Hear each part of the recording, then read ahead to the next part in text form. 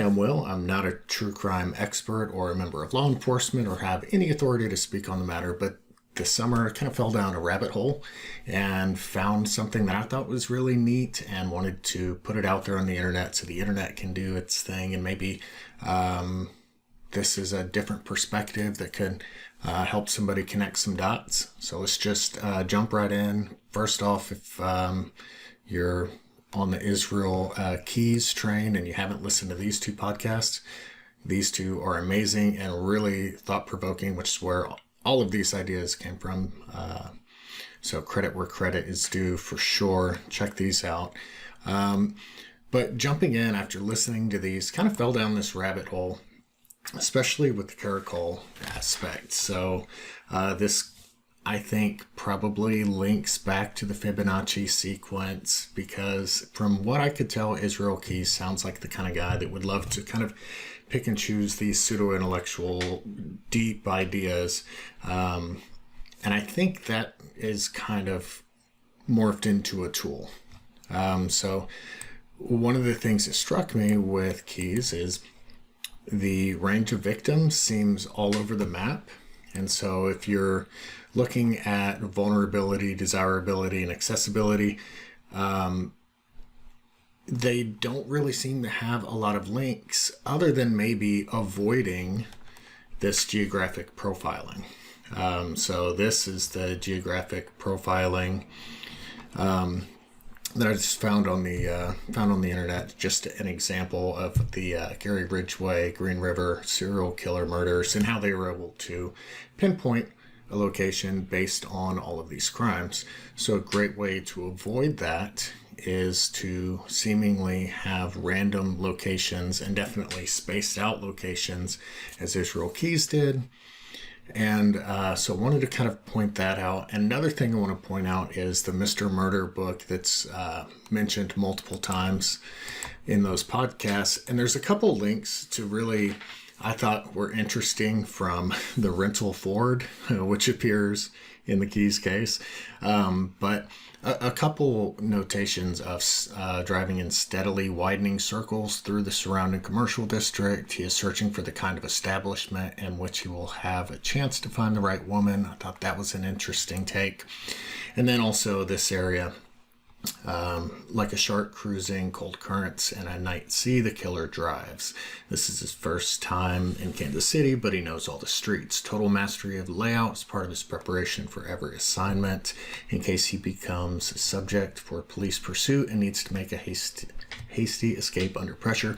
So there's a lot of references to the miles that Israel Keys is putting on his cars, and I think this is a major aspect. So, and a combination of seemingly random crimes and random locations and lots of miles exploring and the amount of planning that went into all of these crimes, I thought that it's unlikely that it's actually random, and more than likely there's some kind of pattern, which is where the caracol comes in and the Fibonacci sequence. And I would be curious to know if in his home there was something like this laying around. A transparent sheet of plastic, or in this case, I just got a sheet of glass and traced a Fibonacci sequence and used that to place over a map. And then I could find some interesting locations on the map using that. So I think the best example is at home, where Keys had probably the best planning opportunities because that's where he lived. He had more time, more familiarity with the area.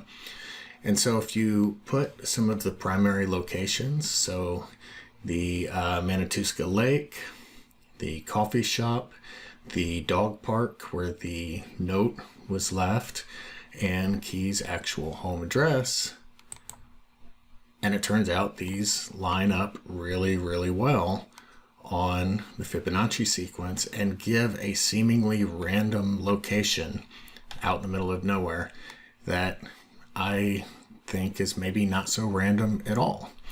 Now, not all of these match up perfectly, and part of that could be because a suitable location wasn't found exactly here, but that's the area that we're going to look around.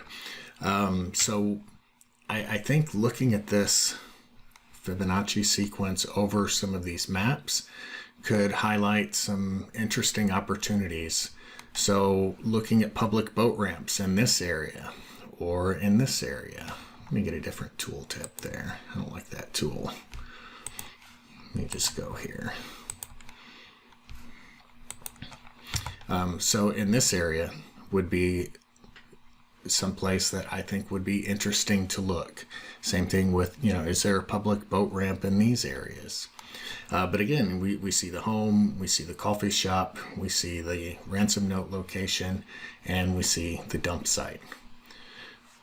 Okay, well, if that works in one location, that's interesting, but could be a coincidence. The Fibonacci sequence, the golden ratio, these appear in nature and surely appear in random life. So if we look to the northeast, we can find a same layout on the Fibonacci sequence with Tupper Lake, with Parrishville, New York, and with Hackensack, New Jersey, which is where suspected victim Deborah Feldman disappeared. Okay, well, it happens twice. That's interesting. Wonder if it happens anywhere else.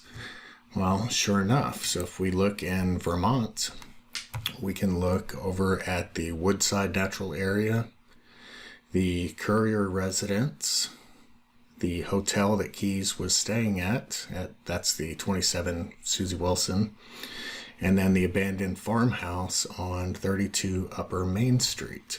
So again, seemingly random location, but I don't think it's necessarily random at all. I would be curious to look for boat ramps in these areas. Maybe a boat ramp in this area. When I zoomed in, I actually couldn't find any boat ramps in this area. It was a little populated. There are some various like stores and things, but it didn't seem like there was a good public boat ramp. And so the Woodside Natural Area, where there was a cache location, turned out to be pretty darn close. And I think that's all this is going to do, is give you a pretty darn close of where to look. So, is this a suitable location? These nature areas again. And so really interesting that we saw this in Vermont. What about Texas? In Texas, there's a lot of locations. I couldn't find an exact address for where his mother lived in Dallas, but we could find the bank robbery, the arson. These are both mentioned in the podcast, Lake Pat Cleburne, as well as the Post Oak Memorial Chapel. And again, those kind of go either way on this sequence. So where else might something happen? Where else might be a good cache site?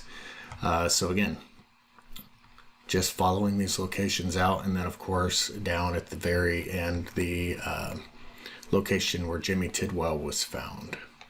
And so I'm curious, if you look at other mapping locations, there's some interesting locations up in the northeast. I'd be curious to know if down in California we could find some links. Even down where we had the New Orleans cache, and there are mentions of road trips from Slidell to Mobile. Well, Slidell to Mobile, and right there is that cache. There's also mentions of Lafayette and lots of other places. You can even apply this to some of the more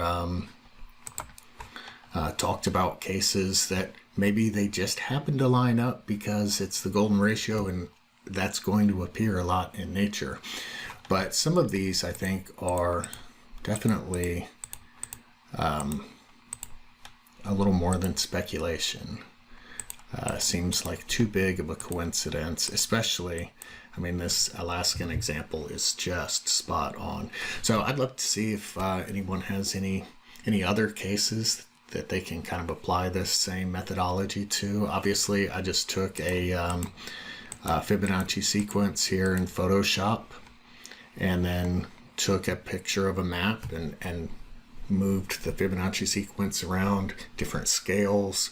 So you can imagine just holding that transparent sequence over Google Maps and zooming in and out, moving that around and trying to find some location. So I'd be curious to know if anyone else has any cases where they see that this fits. And again, I think this can be really helpful in maybe pinpointing an additional location. So if you have 2 pieces of the puzzle or 3 pieces of the puzzle, maybe this can help link that 4th piece of the puzzle somewhere. So good luck, and hopefully somebody will find this helpful.